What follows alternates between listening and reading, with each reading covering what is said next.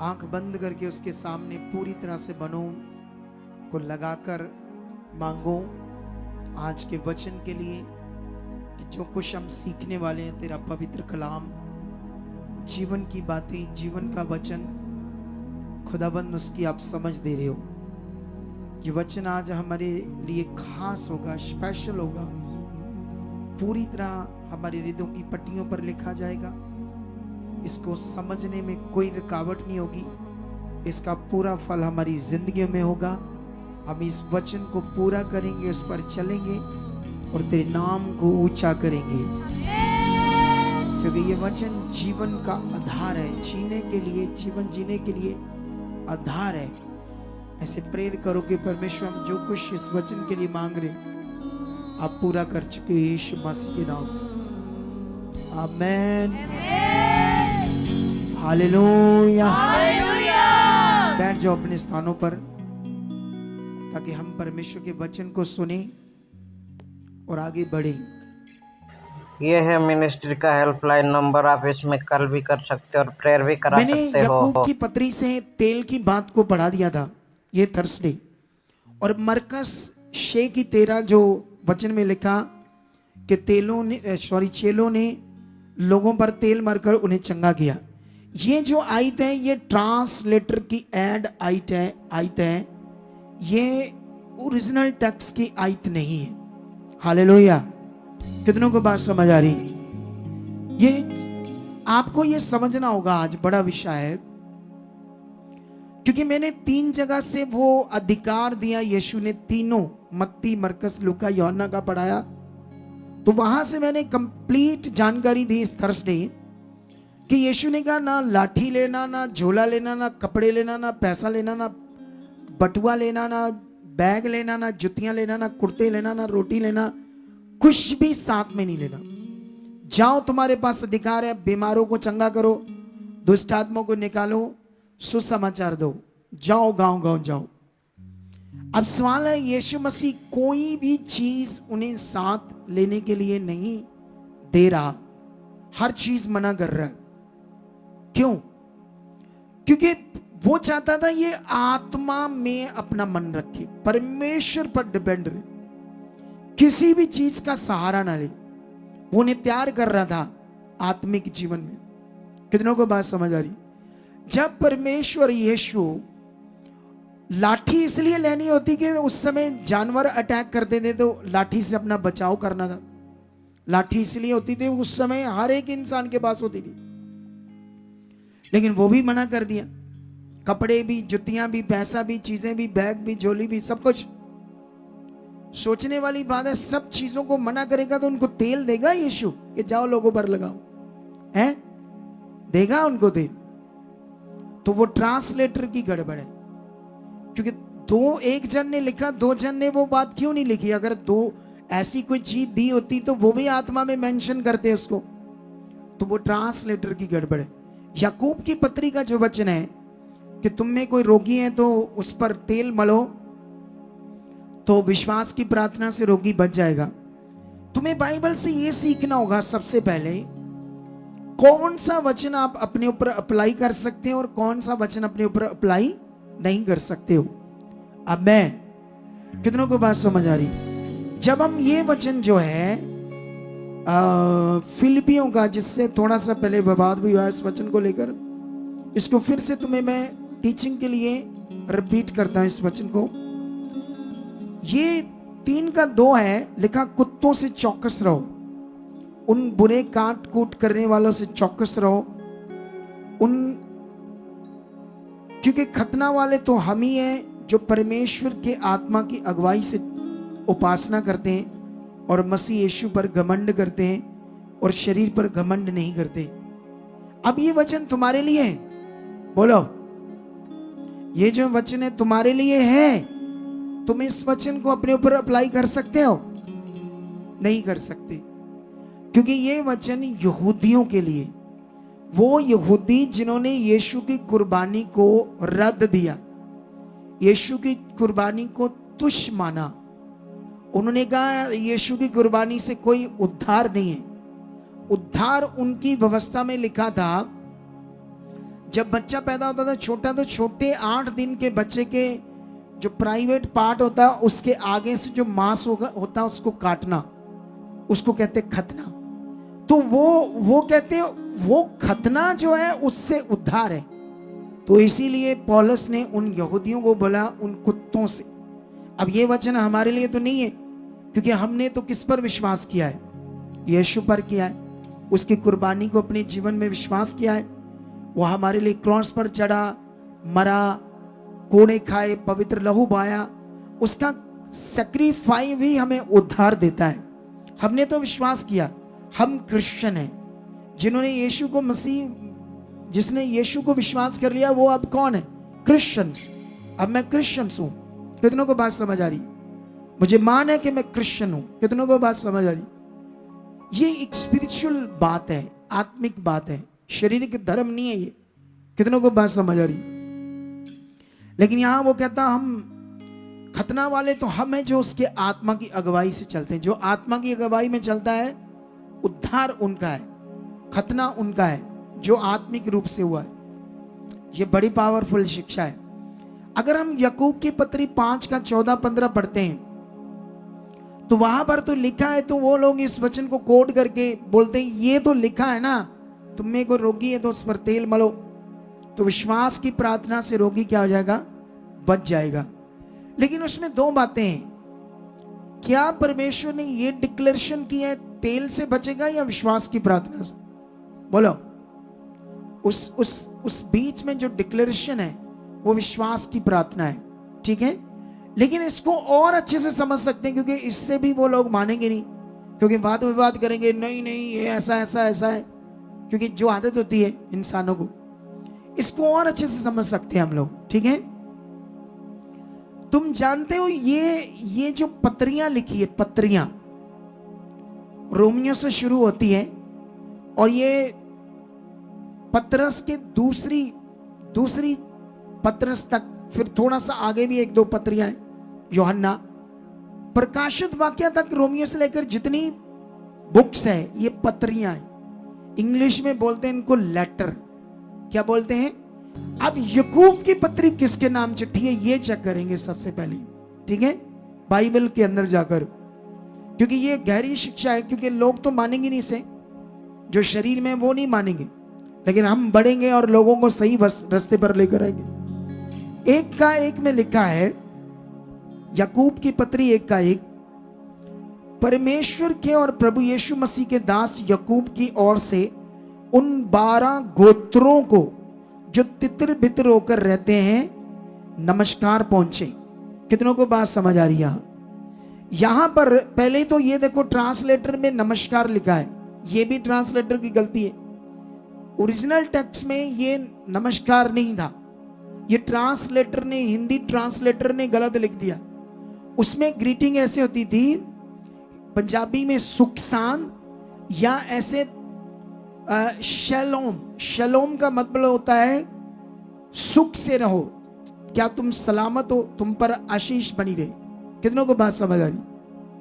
ऐसी ग्रीटिंग थी, लेकिन हिंदी ट्रांसलेटर वाले ने इसको ये शब्द गलत लिख दिया। हमारे लिए नहीं है ये शब्द। बात समझ आई कि नहीं समझ आई?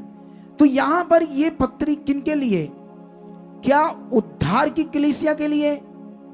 तुम कौन हो? तुम उद्धार की कलीसिया हो, तुम्हारे लिए ये पत्रियां लिखी है। देखो, किसी भी पत्री को पढ़ लो, पौलुस की कोई भी पत्री पढ़ लो आप, तुम्हारा उस पर नाम आएगा। ऐसे लिखा है, अगर मैं इफिसियों 1:1 पढ़ूं तो ऐसे लिखा, पौलुस की ओर से जो परमेश्वर की इच्छा से यीशु मसीह का प्रेरित है, उन पवित्र और मसीह यीशु में विश्वासी लोगों के नाम जो इफिसुस में है, हमारे पिता परमेश्वर और प्रभु यीशु मसीह की ओर से तुम्हें और अनुग्रह और शांति मिले। तो यहां लिखा है पवित्र लोग। कौन लोग? उद्धार। और एक पढ़ देता हूं वचन आपके लिए, यहां से तुम्हें मैं समझाता हूं तुम्हारे लिए पत्रियां डायरेक्ट क्या है, ठीक है, जिसमें तुम्हारे लिए खास वचन लिखा है। अगर यहां से मैं पढ़ूं रोमियो 1:7, तो ऐसे लिखा, उन सबके नाम जो रोम में परमेश्वर के प्यारे और पवित्र होने के लिए बुलाए गए। हालेलुया। हम लोग कौन हैं? बुलाए गए। इजरायली बुलाए गए नहीं है, वो ऑलरेडी परमेश्वर में थे। कितनों को बात समझ आ रही? हम अन्य जाति हैं, रोमी अन्य जाति थे, इप्सुस के लोग अन्य जाति थे, कुरिन्थियस के लोग अन्य जाति थे। ये पत्थर मिट्टी कुछ ऐसी चीजों की पूजा करते थे, इनके चीजों के कोई नाम थे अलग, जो इंडिया में नहीं, वहां के नाम थे। वहां भी इन मूर्तियों के इनके नाम थे अलग अलग, जिनकी ये लोग पूजा करते थे। लेकिन इनमें प्रचार हुआ सच्चाई का, इन्हें समझ आया परमेश्वर कौन है, जीवित, उसको हाथ से नहीं बना सकते, पत्थर मिट्टी का नहीं है वो। तो इन लोगों ने विश्वास किया, ये बुलाए गए बाहर से, फिर ये पवित्र किए गए। तो जो पवित्र किए गए हैं वो उद्धार की कलीसिया है। लेकिन जो इज़राइल के याकूब का घराना है, 12 गोत्र, वो चिट्ठी उनके लिए लिखी गई। उनमें हमारे लिए कोई बात है तो हम उसे रिसीव कर सकते, विश्वास कर सकते हैं। लेकिन कोई ऐसी बात है जो, जैसे यीशु मसीह की टीचिंग है अब नए नियम के लोगों के लिए, वो टीचिंग थी पवित्र आत्मा का प्रबंध, सारा कुछ आत्मा के द्वारा होना है। तो जब पवित्र आत्मा के द्वारा होना है तो क्यों हम ये फोकट में ऐसी मटीरियल चीजों पर विश्वास करें? कितनों को बात समझ रही? तो इसलिए ये याकूब की पत्री का वचन भी हमारे लिए नहीं है। मैं 19 के ऊपर टीचिंग दे रहा हूं, तो आपको कई चीजें क्लैरिटी देने के बाद मैं आगे जाता हूं, और उन दोनों की क्लैरिफिकेशन दे चुका हूं। अब मैंने उसमें थर्सडे ये भी बता दिया था कि जो औरत ने यीशु मसीह का कपड़ा छुआ तो क्यों छुआ? क्योंकि उस समय लहू बहने का रोग जिसको होता था वो अशुद्ध है, पुराने नियम में। तो वो लोगों के बीच में नहीं आ सकती, किसी को छू नहीं सकती। अगर छुएगी तो उसको सजा थी, उसकी सजा थी, क्योंकि वो अशुद्ध है, लोगों के बीच में नहीं आ सकती। उस बहन ने यीशु मसीह के बारे में सुना तो वो चंगियाई चाहती थी। जब उसने यीशु मसीह के बारे में सुना तो उस समय जितना उसने सुना तो इसको ये समझ थी कि वो भविष्यवक्ता है, क्योंकि इजरायलियों में भविष्यवक्ता आते थे। तो वो एक भविष्यवक्ता है, वो परमेश्वर का पुत्र है, वो उद्धार करता है, ये बात उसको नहीं पता थी, क्योंकि इजरायली उसको भविष्यवक्ता की तरह मान रहे थे। लेकिन कुछ लोग जो पक्के तरीके ना यीशु मसीह के साथ चल गए थे, उन्होंने पुत्र मान लिया था। लेकिन इसके बाद जो जानकारी थी वो भविष्यवक्ता थी, भविष्यवक्ता यीशु। लेकिन भविष्यवक्ता के पास जाना पड़ता था, बात करनी पड़ती थी, वर्ड लेना पड़ता था, या कुछ ऐसा कुछ जो भी वो बोले करना पड़ता था। लेकिन इसने सोचा जब वो इतने काम कर रहा है तो क्यों ना मैं भी उसको, उसके कपड़े को छू लूंगी। उसको नहीं छूंगी क्योंकि मैं अशुद्ध हूं। उसका कारण ये था उसके कपड़े को छूने का, क्योंकि वो अशुद्ध है, बॉडी को टच नहीं कर सकती, इसलिए उसने ये ऐसा किया। लेकिन क्या यीशु मसीह ने कपड़े को छूने के बाद ऊपर को उपदेश दिया, इसके ऊपर को ज्ञान दिया, ऐसी कोई टीचिंग दी कि तुमने ऐसा करना? नो, कोई भी यीशु मसीह ने ऐसी टीचिंग नहीं दी। कितनों को बात समझ आ रही? कंफ्यूजन होती है बहुत ज्यादा जब प्रेरितों का वो वचन जिसकी मैंने पिछली बार बात की थी कि मैं ये बात संडे करूंगा, तो संडे अब मैं इसकी क्लैरिटी दूंगा। ये वचन की जो सबसे ज्यादा कंफ्यूज करता है क्रिश्चियनिटी को, परमेश्वर के लोगों को, ये वाला वचन जो 19 में लिखा है 12, यहां तक के रुमाल और अंगोशे 19 का 12 उसकी देह से स्पर्श करा करा कर बीमारों पर डालते थे और उनकी बीमारियां जाती रहती थी और दुष्ट आत्माएं उनसे निकल जाया करती थी।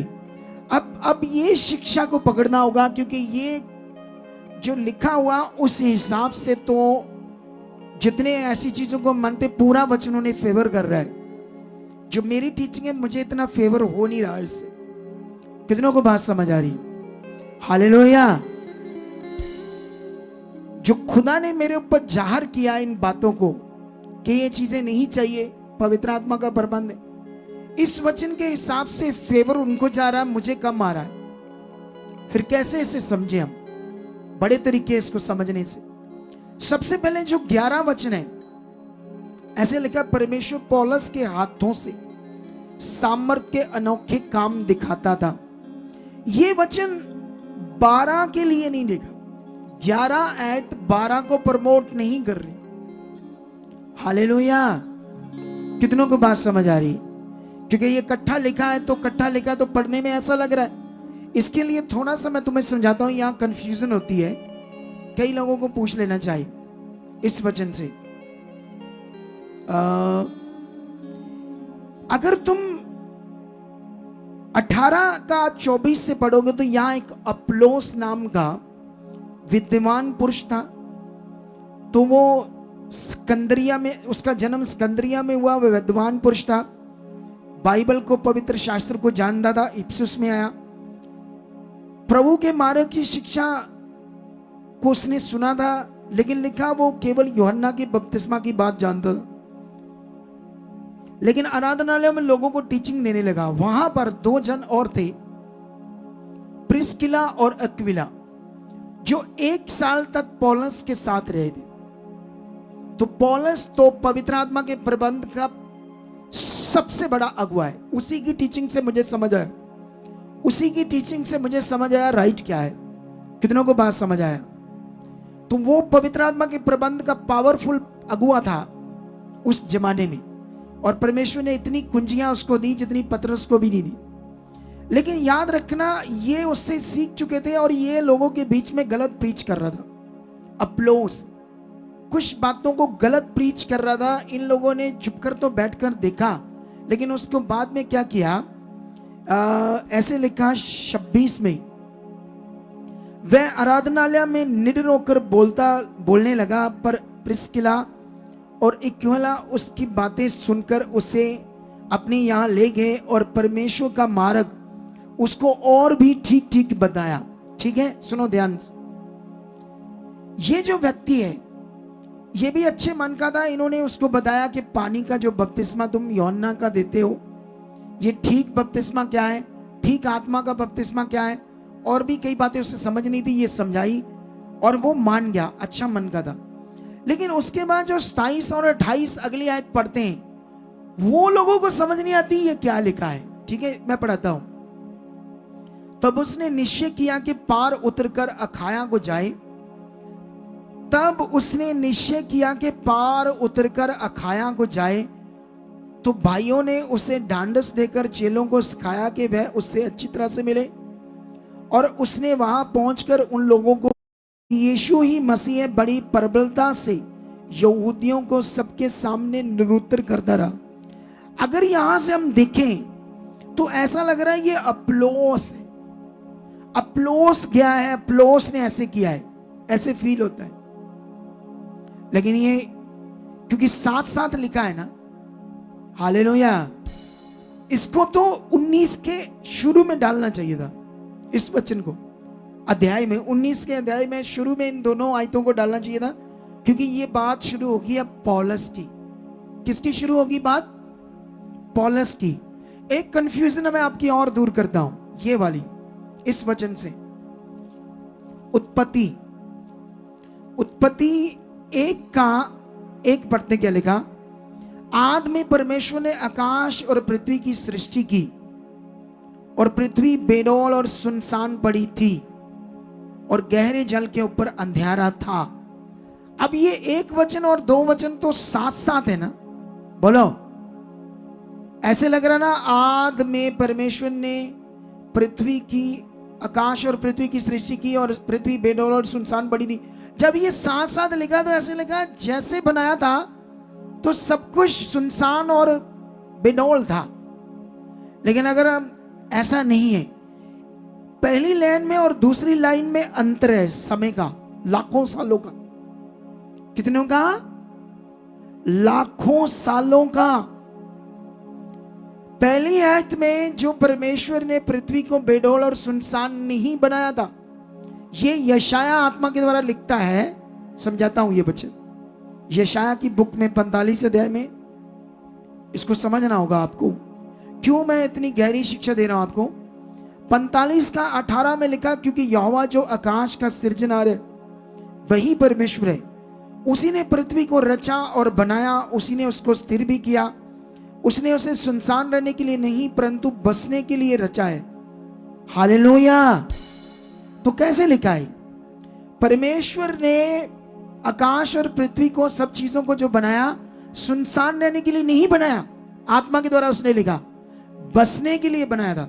लेकिन वहां जब दोनों आयतों को हम साथ साथ पढ़ रहे हैं तो ऐसे फील हो रहा है जैसे एक आयत और दूसरी आयत साथ साथ है। अच्छा बनाया था लेकिन बेडोल था, सबको जीवन नहीं था। जीवन था, ये बाद में खत्म हुआ। कितनों को बात समझ आ रही? इसलिए साइंस भी कहती इस युग में ये दुनिया थी, ऐसे जानवर थे, डायनासोर थे, फिर वो खत्म हो गए, ये खत्म हो गया, ऐसा कुछ था। लेकिन परमेश्वर ने उसको हमें बताया नहीं वो क्या था। जिस चीज की जरूरत नहीं है तो परमेश्वर ने बताया भी नहीं। जो जरूरत है जीवन पाने के लिए वो बताया, तो हमें उसी पर मन लगाना। कितनों को बात समझ आई? लेकिन वापस जब हम यहां आते हैं तो ये जो आयत है 11 कि परमेश्वर पौलुस के हाथों से सामर्थ्य के अनोखे काम दिखाता था, तो आप सोचते हैं शायद ये रुमाल की बात हो रही। उसके हाथों से मतलब उसे यूज कर रहा था वचन के लिए, वर्ड के लिए। जब उसने, इससे पीछे जाओगे तो लुस्त्रा में एक लंगड़ा बैठा था, तो उसने जब परमेश्वर ने उसे यूज किया तो क्या उसने कोई रुमाल लगाया उसके ऊपर, कपड़ा लगाया उसके ऊपर, पानी तेल लगाया उसके ऊपर? कोई वहां उसने वर्ड से उससे कहा खड़ा हो जाए यीशु मसीह के नाम से। तो वो अनोखा काम किससे ही उसने करवाया? परमेश्वर ने उसके हाथों से उसको यूज किया, उसके जीवन को, उसके मुख को, उसके वचनों को यूज किया। ये उस बातों को दर्शाता है जो परमेश्वर से यूज कर रहा था। लेकिन लिख दिया ये 5, तो लोगों को मिस्टेक हो रही, शायद इस बात को प्रमोट कर रहे हैं कि हाँ रुमाल से, ये फलान ऐसी चीजों से। नो, क्या बाइबल के अंदर इसकी कोई टीचिंग है ऐसी चीज की? क्या मुझे दुनिया में कोई अगुआ प्रूफ कर सकता है कि इस आयत को लेकर कोई उपदेश बनाए? उपदेश समझते क्या होता है? उपदेश, उपदेश का मतलब होता है सही विश्वास करना। उपदेश का मतलब होता है जो विश्वास करना। क्या इस आयत को, क्या विश्वास के ऊपर पौलुस ने या चेलों ने कोई शिक्षा दी इस आयत को लेकर? यह मूर्खताई की लोगों ने, किन लोगों ने? जो अन्य जाति थी, वो अपने बाबाओं की ऐसी चीजें करते थे। लेकिन लिखने वाले ने कैसे ये लिख दिया, किस हिसाब से लिखा होगा, शुरू में कैसे लिखा होगा, हमारे पास उसका सही मैं बहुत जगह पर देखा है कि जो लिखा हुआ वचन अब हमारे पास है, क्योंकि यूनानी इब्रानी की बातें बदली है कुछ कुछ, रचना से मैंने चेक किया है। इन्हीं की टीचिंग मैं आपको देकर पक्का कर दूंगा खुदा के साथ। लेकिन याद रखना, ये अगर ऐसी चीजों पर बिलीव चला गया तो मनुष्य का विश्वास इन बातों पर चला जाएगा।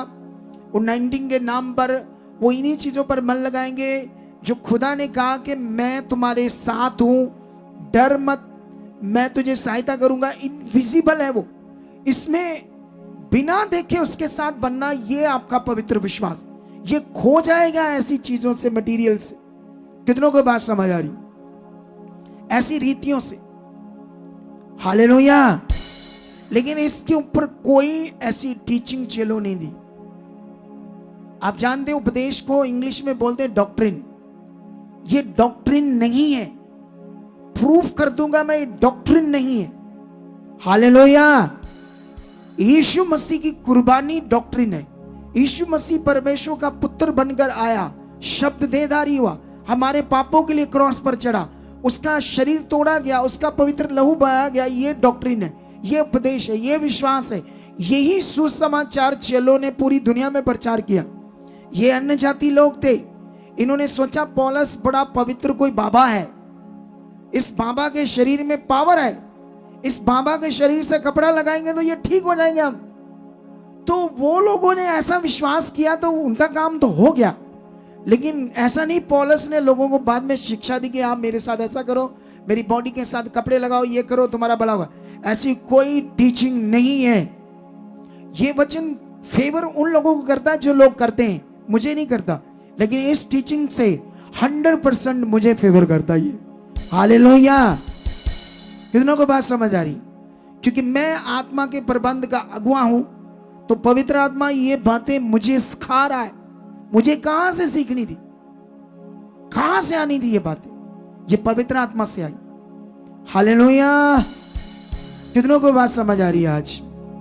लेकिन यहां पर मैं तुम्हें एक वचन पढ़ाता हूं तिमोथियस का, तिमोथियस की बुक से, तिमोथियस की बुक्स में हम जल्दी जल्दी जाएंगे आप लोगों के लिए। एक जबरदस्त वचन हमें पढ़ना है। दूसरा तिमोथियस उसका 3:16 ऐसे लिखा है, संपूर्ण पवित्र शास्त्र परमेश्वर की प्रेरणा से रचा गया है और उपदेश और समझाने और सुधारने और धार्मिकता की शिक्षा के लिए लाभदायक है। ये जो शब्द है ना उपदेश, उपदेश का मतलब होता है क्या ठीक विश्वास करना, सही विश्वास करना, उसको कहते हैं उपदेश। हालेलुया। और उपदेश के लिए परमेश्वर ने कहा मैं कॉम्प्रोमाइज नहीं करूंगा किसी अगुए के साथ। जो मैंने उपदेश दिया है वो सही विश्वास आपने करना है। हालेलुया। अगर तुम सही उपदेश नहीं करोगे तो दूसरा वचन है, तुम्हें परमेश्वर वचनों से समझाता है। यह शिक्षा मैं तुम्हें दूंगा आने वाले दिनों में। क्या सही उपदेश है, क्या समझाता है, अलग अलग जगह से पढ़ाऊंगा मैं तुम्हें। अगर समझाने के बाद भी तुम ठीक चीज नहीं करोगे तो फिर वो तुम्हें सुधारता है, मतलब डांट पक्का कि तुम्हारे जीवन में कितनी गड़बड़ हो जाएगी या तुम नाश हो जाओगे। 3 चीजों पर परमेश्वर बात करता है और तीनों चीजों जो है वो धर्मी के लिए, धार्मिकता के लिए क्या है, एक बड़ा लाभ है, एक बड़ा लाभ। 17 में लिखा था कि परमेश्वर का जन सिद्ध बने और हर एक भले काम के लिए तत्पर हो जाए, ताकि उस उपदेश से, समझाना से, डांट से, सही चीज से सिद्ध बने, ताकि परमेश्वर का काम बहुत स्पीड से किया जाए, सिद्ध बनकर। हालेलुया। अब मुझे बताओ, जो हमें धमकियां देता है कि तुमने गाया तो मैं स्ट्राइक दे दूंगा तुम्हारे चैनल पर, क्या वो सिद्ध जन हो सकता है? क्या पवित्र आत्मा से वो पवित्र आत्मा उसके अंदर हो सकता है? कितनों को बात समझ आ रही? नहीं है। कभी कभी आता होगा, काम करता होगा आत्मा से खुश खुश और बहुत सारा शरीर में जीता होगा, इसीलिए ऐसी सोच है। ये सोच दूसरों का नुकसान करेगी। दूसरों को गाइड करने वाले ऐसे लोग जो होते हैं ना, वो दूसरों का नुकसान कर देते। कितनों को बात समझ आ रही? आज क्यों गड़बड़ हो रही? क्योंकि शरीर की चीजें ज्यादा है क्रिश्चियनिटी। हमें प्रीच करना है, तुम्हें प्रार्थना करनी, मैं भी इसके लिए करना स्टार्ट कर दिए, क्रिश्चियनिटी के लिए। तुम्हें भी करनी है। ये सब चीजें जो गड़बड़ है परमेश्वर आप दूर कर चुके हो। ये शिक्षा बढ़ चुकी है आत्मा की, सब एक हो चुके, एक मन से तेरा काम कर चुके। लगातार आपको प्रार्थना करनी है। कितनों को बात समझ आ रही है? इस वचन से समझ आती है हमें उपदेश। उपदेश का मतलब सही विश्वास करना। आप जानते हो, गलातियों का एक वचन पढ़ोगे 3 अध्याय में, तो वहां पर पतरस क्या कर रहा था? अन्य जातियों में प्रचार कर रहा था और अन्य जातियों के साथ खाना खाता था, सब कुछ करता था, बैठता था। लेकिन जो यहूदी लोग थे, खतना वाले, वो अन्य जातियों को कुत्ते के समान समझते थे। सच्ची ऐसे लोग थे वो यहूदी।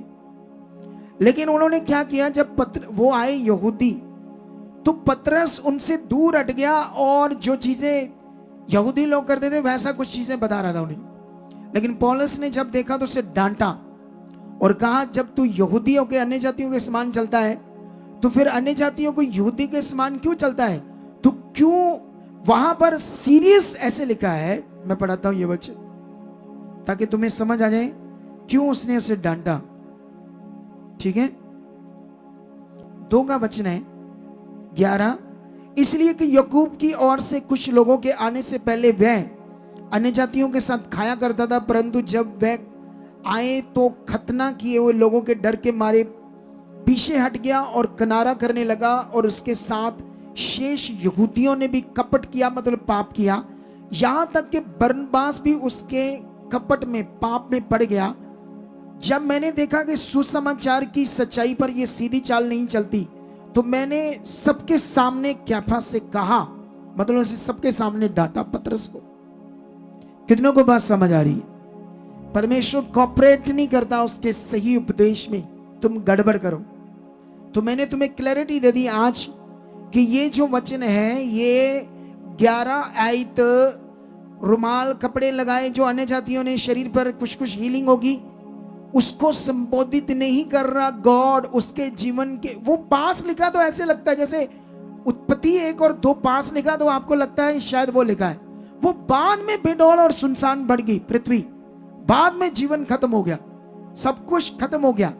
कितनों को बात समझ, लेकिन हमें तो लगता सेम लगता है जैसे शुरू में ऐसे बनाया था। कितनी गड़बड़ होगी पढ़ने में, लेकिन लाखों सालों का बीच में क्या है, अंतर है। हालेलुया। ये वचन की अखंडता है जो तुम्हें समझनी है। जितनी चीजें मुझे क्यों समझ आ रही, पवित्र आत्मा के प्रबंध। अगर मैं पवित्र आत्मा के प्रबंध की जानकारी देता हूं तो अगर मुझे समझ नहीं आया तो फिर किसको समझ आएगा ये? अगर मैं बड़ी भविष्यवाणियां ना कर पाया तो फिर कैसे कर पाऊं? कौन करेगा बड़ी? ये होंगी क्योंकि आत्मा का प्रबंध की शिक्षा है। हालेलुया। अब हम एक हीलिंग पर आते हैं जल्दी जल्दी, हमारे पास टाइम कम है। अगले 7-8 मिनट में हमने अपने कंप्लीट करना है वचन को पूरा। अगर मैं यहां पर एक हीलिंग की बात करूं अलीशा के टाइम में, तो अलीशा के पास एक कोढ़ी आया, ठीक है, जो अराम देश के राजा का सेनापति था। जब उसके देश में युद्ध हुआ तो हमारे इधर जो इजराइली लोग थे, यहां से एक लड़की बंदी बनाकर वो ले गए अपने साथ अराम में। जब उसने कपड़े उतारते उसको देखा सेनापति को, क्योंकि उनके घर में गुलाम थी वो, उसके शरीर में कोढ़ था। उसने अपनी स्वामिनी से कहा, उसकी पत्नी से कहा, अगर हमारे देश का भविष्यवक्ता अलीशा यहां होता तो इसके शरीर पर कोढ़ ना होता। ये बात जब उसकी पत्नी ने अपने पति को बताई, उसने राजा को बताई। राजा ने उसे चिट्ठी लिख कर दी राजा को और कहा तू जा। और जब अलीशा के पास गया तो बड़ा कुछ सोना धन चीजें लेकर गया, क्योंकि वो जानते थे कि भविष्यवक्ता के पास खाली हाथ नहीं जाना, ऐसे कुछ भेंट लेकर जाना चाहिए। कितनों को बात समझ आ रही? हालेलुया। वो युग था, जमाना था कि भविष्यवक्ता की वैल्यू होती थी। जानते हैं आज पंजाब में जो पास्टर्स हैं उनका रुतबा खत्म हो रहा है, रुतबा खत्म हो रहा है पास्टर्स का। एक टाइम में बड़ा पावरफुल था। ये जो चीजें, जो संगति करने के तरीके ये ऐसे हो गए, इसलिए इसे वापस लाना होगा। ये गंभीर विषय है, इस पर मैं गौर करूंगा। हम इस पर एक लहर को चलाएंगे कि ये क्यों, क्योंकि बड़े सारे विषय इसको ठीक करना है। पहले पास्टर्स का बड़ा इज्जत सम्मान होता था, आज तो कुछ भी नहीं रहा। छोटे छोटे पास्टरों को पूछता ही नहीं बेचारों को, और वो भी बिगड़ गए बेचारे। वो भी बड़े पास्टरों को गालियां देते रहते, ये गलत है वलत है ऐसे। वो उनको लगता है मेरे पास आ जाए लोग। सब गड़बड़ चल रहा है, एक दूसरे की बुराई होगी। हालेलुया। लेकिन यहां से हमने आज सीखना है इस वचन को। जब वो आता है तो अलीशा उसको अपने अंदर कोठड़ी से ही बाहर वचन भेजता है कि जाओ इस बंदे को बोलो कि जाकर हमारे देश की जो जर्दन नदी उसमें 7 बार डुबकी मार, तेरा कोढ़ चला जाएगा। अब ये पुराना नियम है। कौन सा नियम है? अगर हम नए नियम की चंगाई देखें कोढ़ी की, नए नियम में तो कैसे हुई, वहां पर तो पानी में टुपकी लगाकर चंगाई होगी। पुराने नियम में वो भी एक वर्ड था उसके लिए, पुराना नियम था। पुराने नियम में कई रीति रिवाज से, लेकिन नए नियम में अगर तुम मत्ती 8 का 1 से लेकर 4 पढ़ोगे तो यहां एक कोढ़ी शुद्ध हुआ। मरकस 1 का अध्याय 40 लेकर 45 तक पढ़ोगे तो यहां पर भी एक कोढ़ी शुद्ध हुआ। लूका 5 अध्याय 12 से लेकर 16 तक पढ़ोगे तो यहां भी एक कोढ़ी शुद्ध हुआ। ये तीनों जो कोढ़ी है एक ही कोढ़ी है। बोलो, ये 3 यीशु के चेले, यीशु मसीह के द्वारा जो कोढ़ी शुद्ध हुआ, ये तीनों चेले उसी वाक्य को लिख रहे हैं अपनी अपनी बुक में, लेकिन कोढ़ी क्या है? एक ही है। हालेलुया। चलो हम मत्ती का पढ़ लेते हैं कैसे कोढ़ी शुद्ध हुआ। तीनों का तो नहीं पढ़ेंगे, लेकिन एक का पढ़ लेते हैं, ठीक है। एक में लिखा, जब वह उस पहाड़ से उतरा, कौन? यीशु, तो एक बड़ी भीड़ उसके पीछे हो ली, और देखो एक कोढ़ी ने पास आकर उन्हें प्रणाम किया और कहा, हे प्रभु, यदि तू चाहे तो मुझे शुद्ध कर सकता है। यीशु ने हाथ बढ़ाकर उसे छुआ और कहा, मैं चाहता हूं कि तू शुद्ध हो जा। सुनो, आप जानते हो नेमान कोढ़ी गुस्सा कर गया। वो 70 किलो सोना लेकर आया था, 320-40 किलो चांदी, करोड़ों रुपए का धन था वो। जो 7 लेकर आया था। आज एक पास्टर के पास 5 लाख रुपया लेकर आ जाए ना कोई विश्वासी, लाला छुट जानिया दिया पास्टर दिया की छुट जानिया 5 लाख देकर। कितनों को बात समझ आ रही? हमारे लोगों ने 20 बोना था, कम से कम 7 लोगों ने 10 दिन वेटिंग लाइन में रह गए। इन दिनों में मैं इतना बिजी था, मैं ट्रिप में था। Sunday, Monday, Tuesday, Wednesday, Friday 5-6 दिन लगातार बिजी। कोई लाले नहीं छोड़ती पैसा देख के, क्योंकि अगर पैसा देखकर लाले छूटी तो फिर कैसे बड़े काम कर पाएंगे, बड़ा काम कैसे कर पाएंगे? हालेलुया। वो तगड़ा परमेश्वर का दास था, तगड़ा। सलूट ऐसे दासों जिसने चंगाई के बाद उससे पैसा नहीं लिया। लेकिन वो कोड़ी क्या कर रहा है, गुस्सा कर गया। कहता है मैंने सोचा ये भविष्यवक्ता बाहर आएगा, जहां मेरा कोड है उस पर हाथ रखेगा, फिर मेरे लिए प्रार्थना करेगा तो मैं चंगा हो जाऊंगा। लेकिन ये वो अपने देश की जो नदियां उनकी बात करने लगा कि अगर मेरे देश में जो नदियां इस नदी से भी अच्छी हैं, अगर ठीक ही होना था तो मैं उनमें डुबकी लगाकर ठीक नहीं हो सकता था। तो ऐसी बातें सोचने लगा वो। लेकिन किसी ने समझाया कि अगर तुम्हें कोई बड़ा काम, कोई पहाड़ पर चढ़ाना, नंगी पैरी चलना, पता नहीं 50 दिन भूखे रहना, पुट्ठा रहना, सीधा रहना, नंगा रहना, शरीर पर कुछ मारना, टेढ़ा करना, मेढ़ा करना, कुछ ऐसा, फिर अच्छा रहता तुम्हें कुछ बताता तो। अगर आज शारीरिक लोग आपको शारीरिक बनाना है ना तो आप ज्यादा बन जाओगे और दौड़े दौड़े आओगे अगर आपको रीतियां दे दें हम। सच्ची, एक बंदे को आत्मिक बनाना कठिन काम है और रीतियों में रखना आसान काम है, और रीतियों में उसका मन ज्यादा लगेगा। कितनों को बात समझ आ रही है? ये रियलिटी बोल रहा हूं, रियलिटी। लेकिन इतना भला नहीं होगा। 30% दुनिया का हो जाएगा, 70% लाइनों में लगी रहेगी। ग्रंटेड ये बात है, 70% लाइनों में लगी हुई दुनिया है। हमारे पास आ रहे हैं। अभी भी जो गवाहियां दे रहे थे ना हम, जो वो कह रहा था, वो लड़का जो महाराष्ट्र से आया, जो टैटू का काम करता है। वैसे टैटू मना करता है परमेश्वर, लेकिन वो करता है, ठीक है। लेकिन याद रखना, वो कह रहा था वो तो बेवकूफ बनने वाली बात थी। मैं वहां तेल लिया, ये किया, वो किया। कुछ नहीं होता इन रीतियों से। कितनों को बात समझ आती? हमने लोगों को, उन्हीं लोगों को राइट चीज, लोग पता नहीं 10-10 साल तक गए, इधर गए उधर गए, लगे रहे ऋतु में, लगे रहे, नहीं हील हुए। बड़ी मुश्किल से हमारी प्रार्थनाओं के कारण आई। अभी हमने इन बातों पर प्रार्थना शुरू की, अभी स्ट्रॉन्ग करेंगे इन बातों पर, जिनकी बुद्धि दबी हुई उनकी खोलने के लिए, उन्हें बचाने के लिए। हालेलुया। कितनों को बात समझ आ रही है? लेकिन यहां पर वो सोच रहा था ये हाथ लगाई, लेकिन नए नियम में यीशु मसीह ने उसके कोड़ पर हाथ रख दिया, जबकि पुराने नियम में कोड़ी के शरीर पर हाथ नहीं रख सकते थे अकॉर्डिंग टू लॉ। इसीलिए एलीशा ने नहीं हाथ रखा। ये कारण था कि वो कोड़ी बंदे के ऊपर हाथ नहीं रख सकता था, वो भी अशुद्ध माना जाएगा, उसको भी निकाल देंगे, अलग रखेंगे। जैसे कोरोना वायरस आया था तो क्या हो गया था, एक दूसरे को पास जाने देते थे। अभी थोड़ा थोड़ा फिर आ गया है, पता है या नहीं पता आपको? खबरों में चल रही ना ये बात। तगड़े हो जाओ फिर परमेश्वर में। हालेलुया। लेकिन यहां पर देखो, उसने हाथ बढ़ाया और उसे छुआ और कहा, मैं चाहता हूं तू शुद्ध हो जा। और वह तुरंत कोढ़ से शुद्ध हो गया।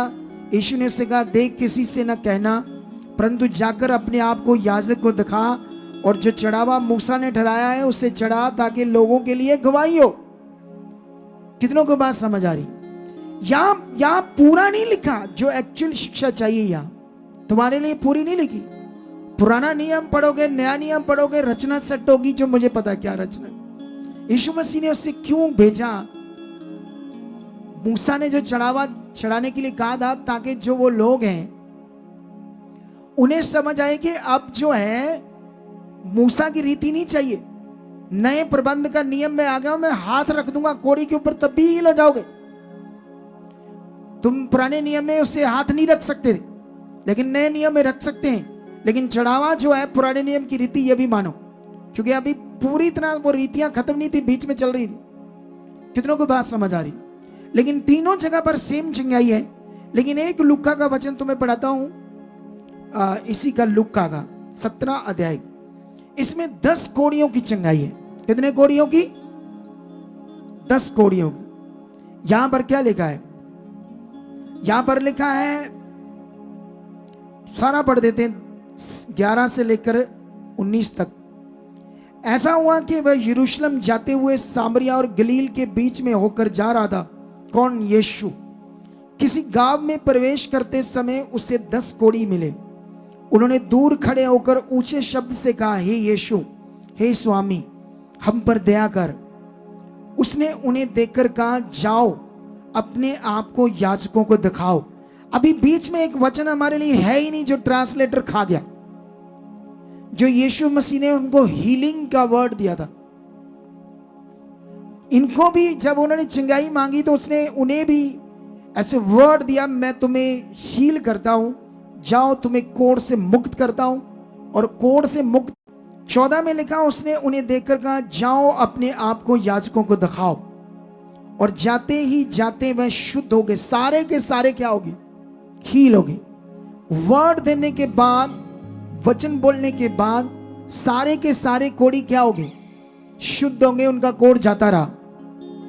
तब उनमें से एक ने ये देख कर के मैं चंगा हो गया हूं, ऊंचे शब्द से परमेश्वर की बड़ाई करता हुआ लौटा और यीशु मसीह के पांव पर मुंह के बल गिरकर उसका धन्यवाद करने लगा। और वह सामरी था। इस पर यीशु ने कहा, क्या 10 शुद्ध ना हुए? तो फिर वह 9 कहाँ है? क्या इस परदेशी को छोड़कर कोई और ना निकला जो परमेश्वर की बड़ाई करता? तब उसने उनसे कहा, उठकर चला जा, तेरे विश्वास ने तुझे चंगा किया है। ये यहां ना तो कोई तेल है, ना कोई कपड़ा है, ना कोई मटेरियल है। बोलो, नया नियम का प्रबंध है विश्वास, वर्ड। कितनों को बात समझ आ रही? यीशु मसीह की ऐसी कोई टीचिंग नहीं है जो आज हम क्रिश्चियनिटी में देख रहे हैं। तेल, पानी, कपड़ा, मटेरियल, पता नहीं क्या क्या। अरे बाइबल कहती है, अब जो प्रबंध है पवित्र आत्मा का, बाइबल कहती है सत्य को जानोगे, सत्य तुम्हें क्या करेगा?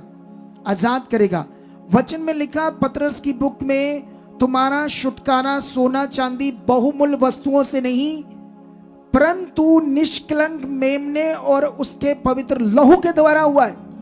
अगर हम ऐसे मटेरियल चीजों पर फेथ करते हैं कि इनसे चंगा होना है, तो हम यीशु मसीह की कुर्बानी को रद्द रहे हैं, उसकी कुर्बानी को फेथ नहीं कर रहे। हमें वो डायरेक्ट राइट फेथ करना चाहिए। कितनों को बात समझ आ रही?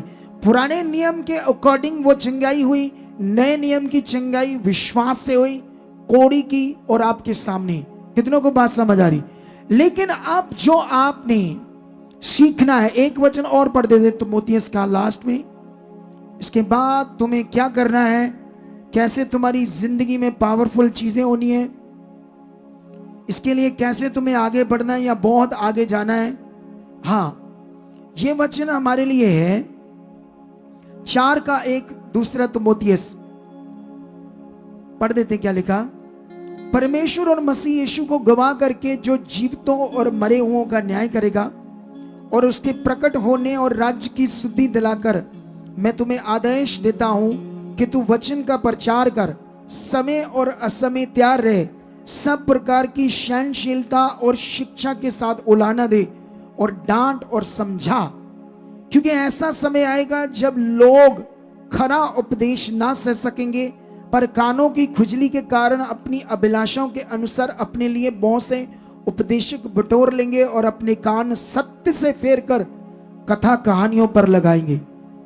पर तू सब बातों में सावधान रहे, दुख उठा, सुसमाचार प्रचार कर और अपनी सेवा को पूरा कर। यह वचन बड़ा पावरफुल है जो किसने सिखाया? पौलुस ने तीमुथियुस को। दुख उठाने का मतलब, ऐसे प्रचार में हमारे भी विरोध में जाएंगे कुछ लोग, तरह तरह की आयतें निकाल निकाल कर हमारे ऊपर भी वो क्या कहते हैं, काउंटर करेंगे हमें भी। लेकिन हम काउंटर नहीं कर रहे, हम राइट चीज कर रहे हैं जो खुदा का कलाम कहता है। एक तरफ लोग कहते रीतियां करनी है, हम कहते रीतियां नहीं करनी है। न्याय तो खुदा करेगा। हालेलुया। कितनों को बात समझ आ रही है?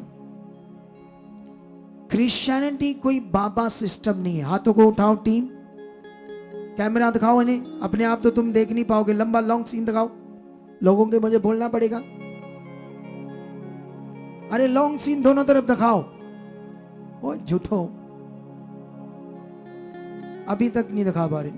हाथों को हिलाओ परमेश्वर के लिए, दोनों तरफ दिखाओ, भाइयों की तरफ दिखाओ, लॉन्ग दिखाओ। पीछे जाओ। ओए सीखो काम करना। तुम्हारे काम से मैं संतुष्ट नहीं होता। इस लड़की के भी दिमाग में अभी तक बैठे नहीं क्या करना है।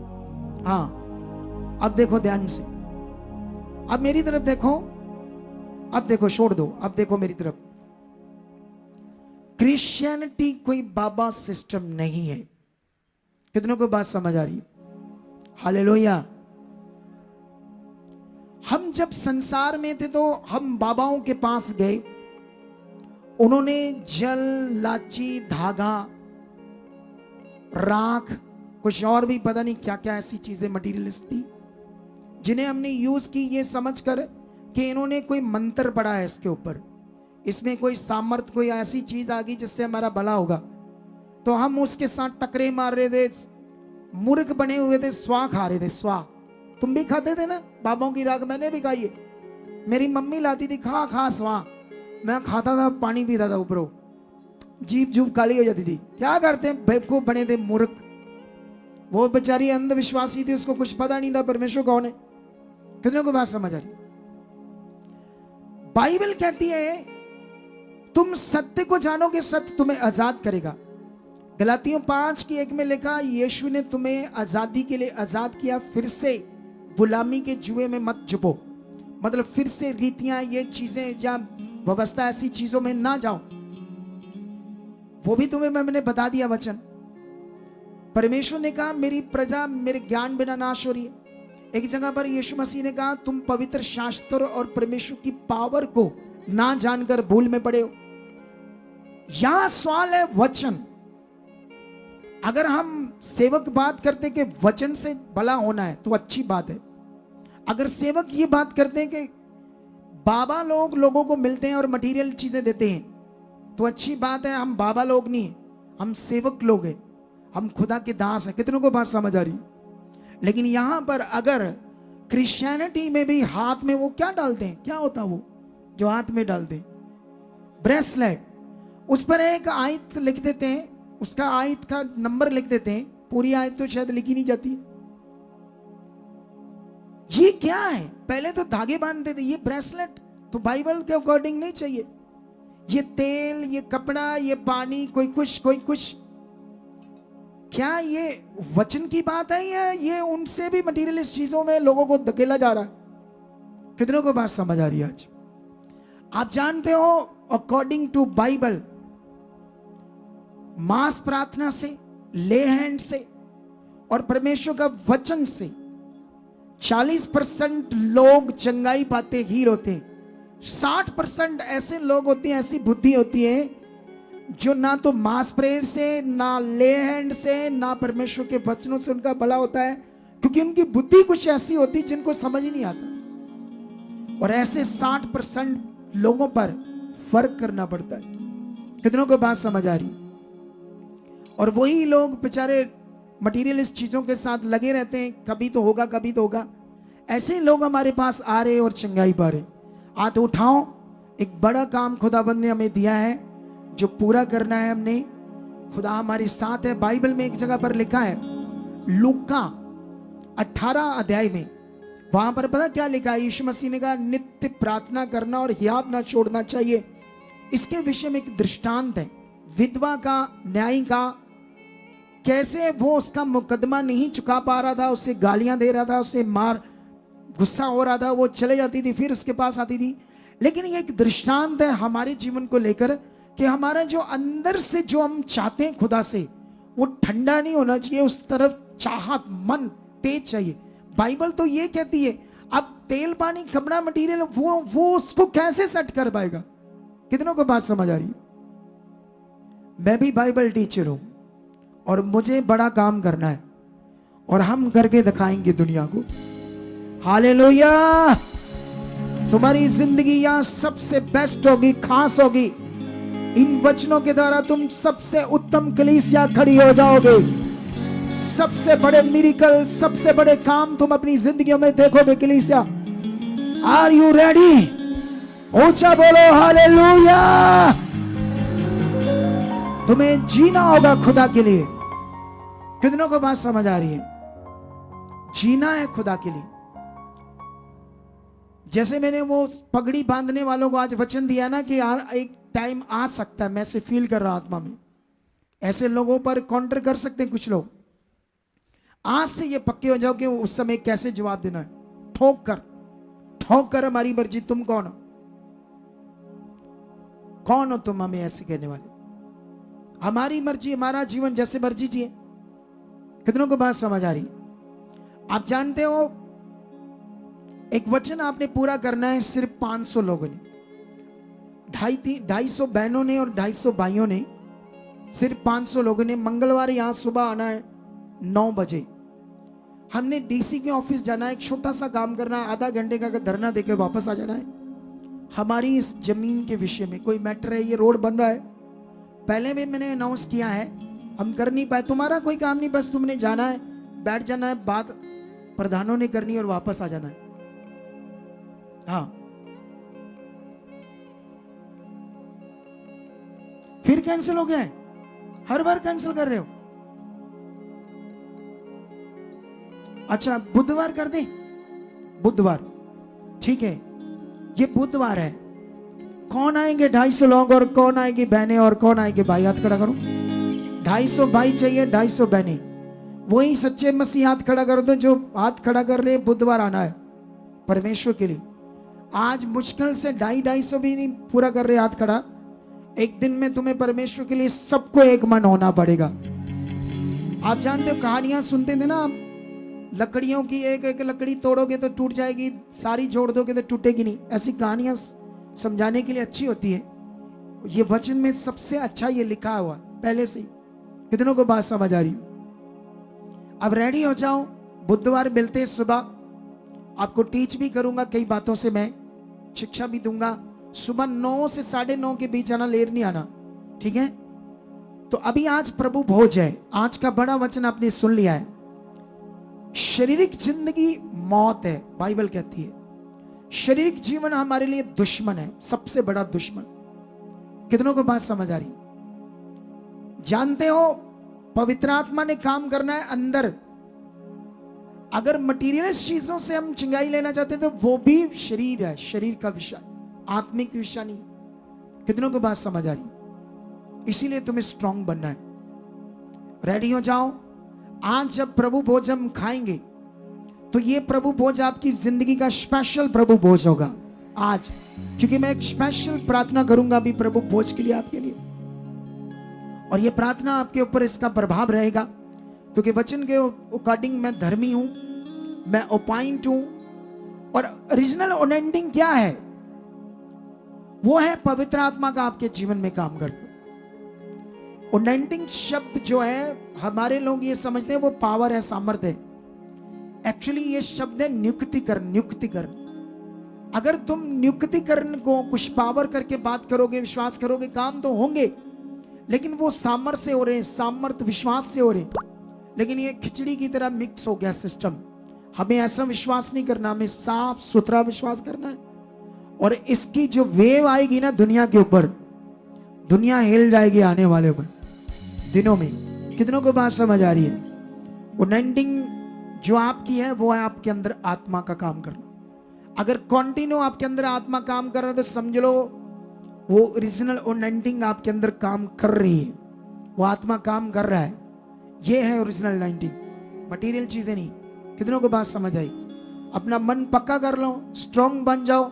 जरूरत है आपकी प्रार्थनाओं की। क्रिश्चियनिटी को, हमारे देश को, अपनी प्रेयर में कंटिन्यू रहो। देश के लिए, मंत्रियों के लिए, सरकारों के लिए, देश के लिए सुख से रहे सब धर्म कम्युनिटी से एक मन होकर रहे। जितनी तुम प्रेयर करोगे उतना अच्छा फल आएगा। और हमारे ड्यूटी है कि हम देश के लिए, दुनिया के लिए, संसार के लिए प्रार्थना करें, और खास करके अपने लोगों के लिए कि वो एक मन हो जाए, सब पवित्र आत्मा के प्रबंध में आ जाए। सब अच्छी चीजें करें। कितनों को बात समझ